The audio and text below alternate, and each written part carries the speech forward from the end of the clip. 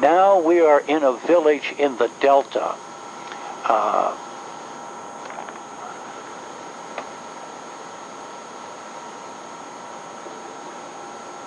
We're going to tour through this village. We were operating out of Canto in the Delta, and we're going to. It's a typical Vietnamese small village from the Delta. The Delta was a very rich agricultural area.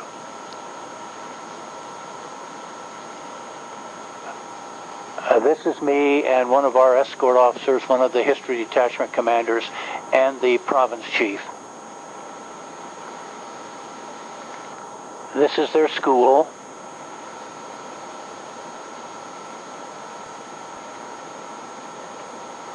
The market.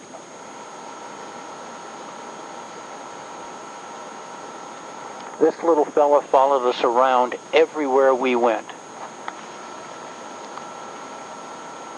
This is really the typical Vietnamese, I guess you'd say peasant or farmer attire for the women. A nylon trousers and then a shirt-waist kind of blouse. You saw it everywhere.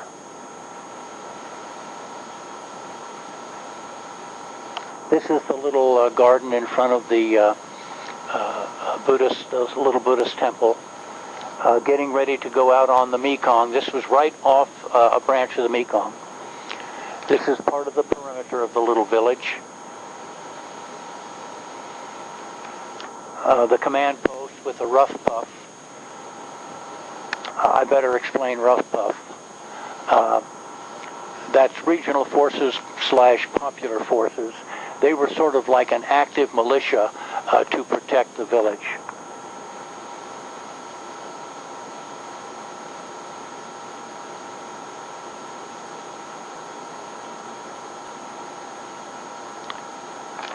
This is fairly instructive. This is typical of the perimeter defenses of a village that had had some attacks.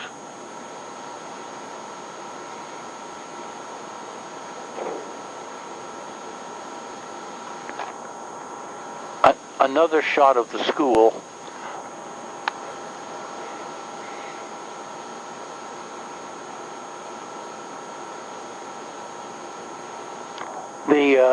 There's that kid again. The sidewalk is instructive, and it shows the corruption of the South Vietnamese. All that concrete for that central sidewalk to help the village get their stuff in and out was donated, but of course the province chief sold it to the village. He was a major in the Vietnamese army, making a salary of about a sergeant in the U.S. Army, and he had 2 daughters at Vassar in Poughkeepsie, New York, going to school. Says something about how they got money.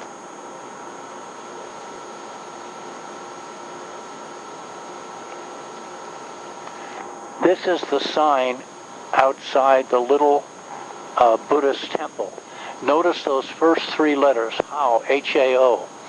Those signify that branch of Buddhism called the Wahao, which was virulently anti-communist, but which had been absorbed by the South Vietnamese government, and their loyalties then quickly eroded somewhat.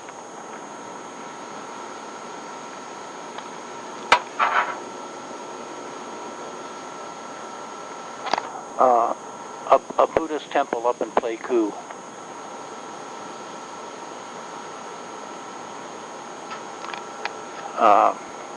This is the Cao Dai near Tay Ninh, a remarkable group that had all sorts of Western figures and Eastern figures as saints, and this is their headquarters.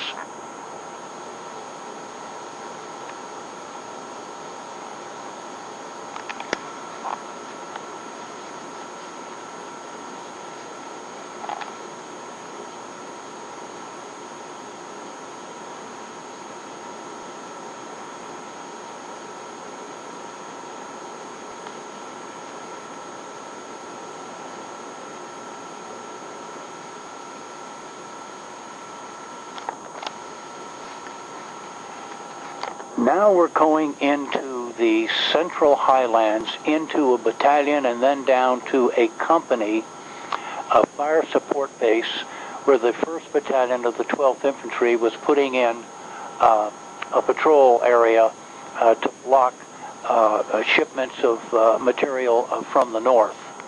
So we're in extreme western South Vietnam, in the mountains, outside of in the 4th Infantry Division area. Notice the purple smoke. When the helicopter began to approach, it would call out on the radio to the unit it was going to, throw smoke. It wouldn't say what color smoke. When the smoke was thrown, it would identify the color so that they would know they were going into the right place. Because it would be easy for the VC to intercept your radio, and throw smoke, and lure you into an ambush.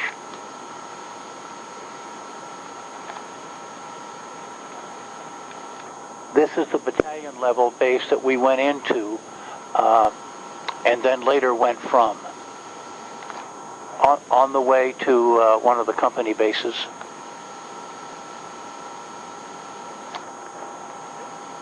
I wanted to show you what the jungle looked like in the mountains of the Central Highlands. It was pretty thick.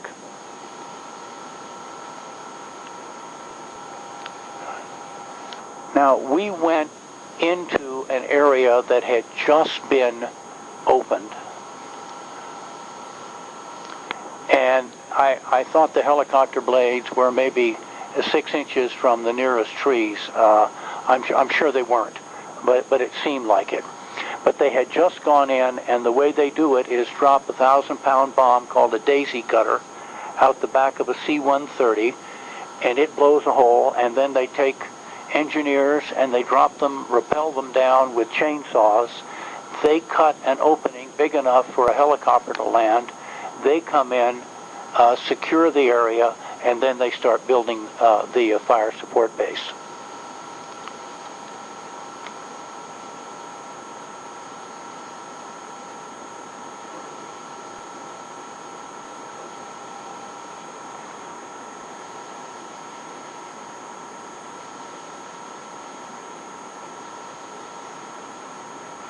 Sometimes I think this is the best photograph I ever took in Vietnam. If you read the helmet carefully, it says California and D-Rose and things of that nature.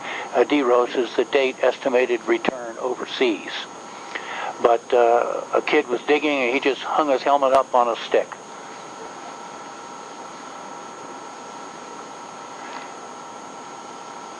I took this to show what it looked like as we lifted out. The helicopter had a plexiglass top there, and the trees were really incredibly close. This is Colonel Roberts. He was killed a few weeks later in a firefight. The battalion commander talking to one of his company commanders. Interestingly enough, about a year after we got back from the 69 trip, one of the historians came to me and said that he had been at a dinner in Washington, and the widow of an officer lost in Vietnam was there, and she said that in his last letter home, he had talked about the visit of some historians, and she wondered if we had any pictures. And so, of course, I gave her these slides and she copied them. I guess they were the last pictures of her husband.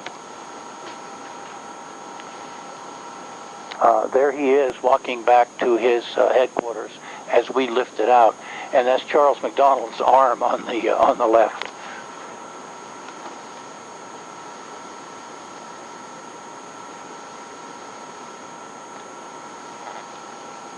This is the resettled Montagnard village near the 4th Armored Division's headquarters. This is another good shot of the base camp at An Khê to show you the size of the base camps. I suspect many of the camps in Kuwait and Afghanistan and Iraq look the same in size. This is up in I Corps, up toward either Da Nang or Phu-Bai or Wei somewhere, but that is a red and a blue team. The helicopter, the observation helicopter in the front and the right of the photograph would go out ahead of the gunship that would linger about 1,000 or 2,000 yards behind. If the recon by the observation group ship showed anything, then the gunship would come in and fire some rounds and try to develop the situation. I thought it was pretty gutsy, but also fairly dangerous.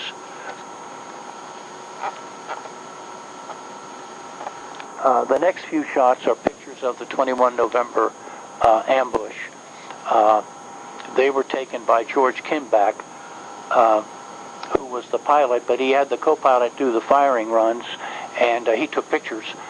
That white smoke is the first part of the explosion of the white phosphorus marking rocket from the forward air controller.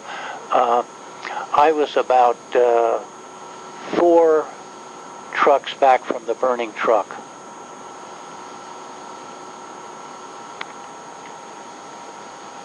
This is a very good shot. It shows some of the burning trucks.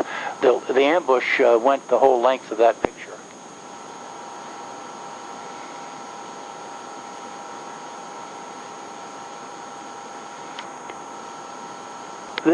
This is one of the ACAVs that was hit. This is Neil Keltner's ACAV, and he came by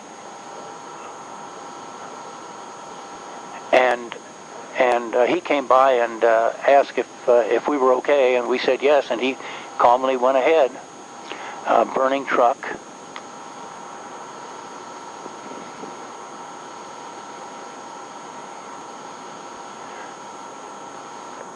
This truck was hit by an RPG.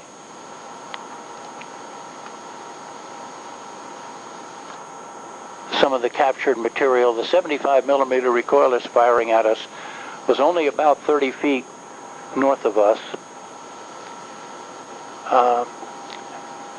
I wanted to show that there were uniforms. Not everyone wore black pajamas. The blue uniform, or the blue-gray uniform of the main force Viet Cong units, is something we saw a lot.